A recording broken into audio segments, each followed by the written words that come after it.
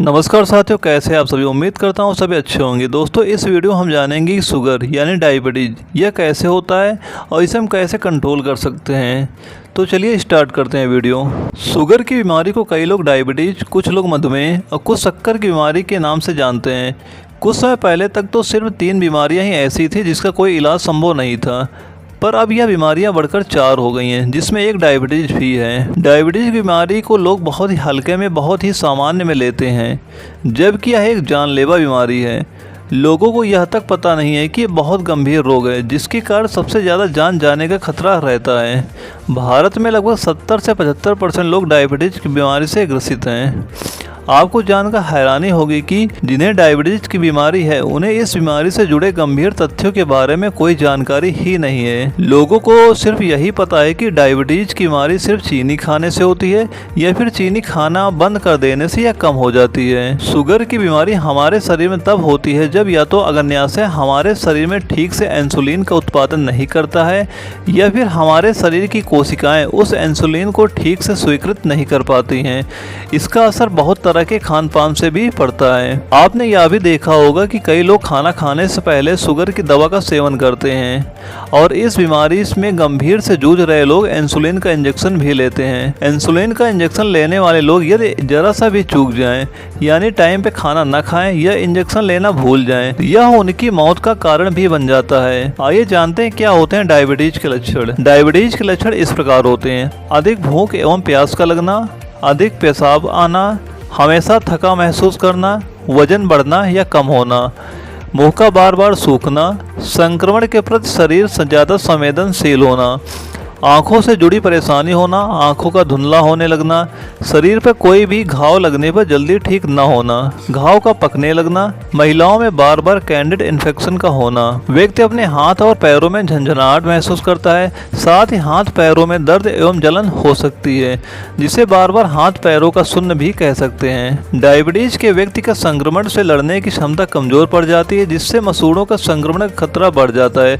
और मसूड़े कमजोर होकर दांत ढीले हो सकते हैं, और मुंह से बदबू आने की परेशानी का भी खतरा हमेशा बना रहता है।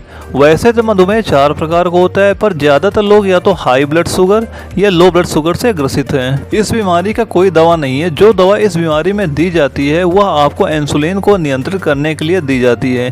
आप इस बीमारी से राहत कुछ आसान घरेलू उपाय के जरिए पा सकते हैं। इसके लिए आपको कोई दवा का सेवन नहीं करना होगा। आइए जानते हैं क्या है शुगर कम करने के उपाय। पहला उपाय हमारा जो है 6 बेलपत्र, 6 नीम के पत्ते, 6 तुलसी के पत्ते, 6 बैंगन बेलिया के हरे पत्ते और 3 साबुन काली मिर्च पीसकर खाली पेट पानी के साथ लेने से डायबिटीज पर कंट्रोल किया जा सकता है। ध्यान रहे, इसे पीने के बाद कम से कम आधे घंटे तक कुछ भी न खाएं। जो अगला उपाय हमारा है आंवला। 10 मिलीग्राम आंवले के जूस को 2 ग्राम हल्दी के पाउडर में मिलाकर सेवन करने से डायबिटीज पर नियंत्रण पाया जा सकता है।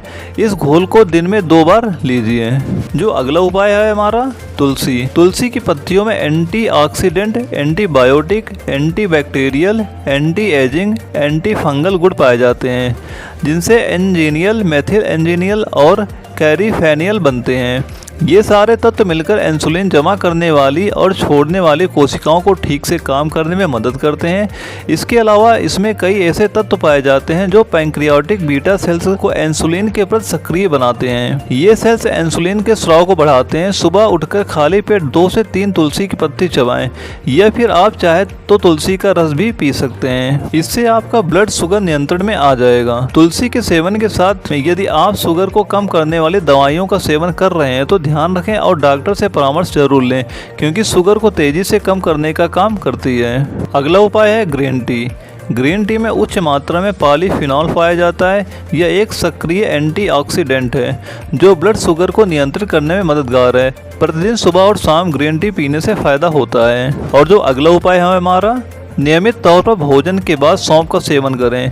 सौंफ खाने से डायबिटीज नियंत्रण में रहता है। शुगर के रोगियों को इन घरेलू उपायों को अपनाने के साथ साथ परहेज का विशेष ध्यान रखना चाहिए। अगला उपाय हमारा जामुन। जामुन के सीजन में जामुन को काला नमक लगाकर खाना डायबिटीज की बीमारी को कम करने में सहायक होता है। इसके अलावा जामुन की गुठली को सुखाकर उसको पीसकर चूर्ण बना लें और सुबह शाम हल्के गर्म पानी के साथ 2-2 चम्मच सेवन करने से आपकी डायबिटीज़ की बीमारी में बहुत ज़्यादा फायदा होगा। अगला उपाय है शलजम। शलजम को सलाद के रूप में या सब्जी बनाकर खाएं। शुगर के इलाज के दौरान शलजम का सेवन काफ़ी फायदेमंद होता है। अगला उपाय है अलसी का चूर्ण। प्रतिदिन सुबह खाली पेट अलसी का चूर्ण गर्म पानी के साथ लेने से डायबिटीज़ को कम किया जा सकता है। अलसी में फाइबर प्रचुर मात्रा में पाया जाता है, जिसके कारण यह फैट और शुगर का उचित अवशोषण करने में सहायक होता है। अगला उपाय करेले का रस। रोजाना सुबह में करेले का रस का सेवन करना या करेले की सब्जी का सेवन करना भी डायबिटीज की बीमारी को नियंत्रित करने का काम करता है। अगला उपाय है मेथी। मेथी के दाने को रात को सोने से पहले 1 गिलास पानी में डालकर रख दें। सुबह उठकर खाली पेट इस पानी को पिएं और मेथी के दानों को चबा लें।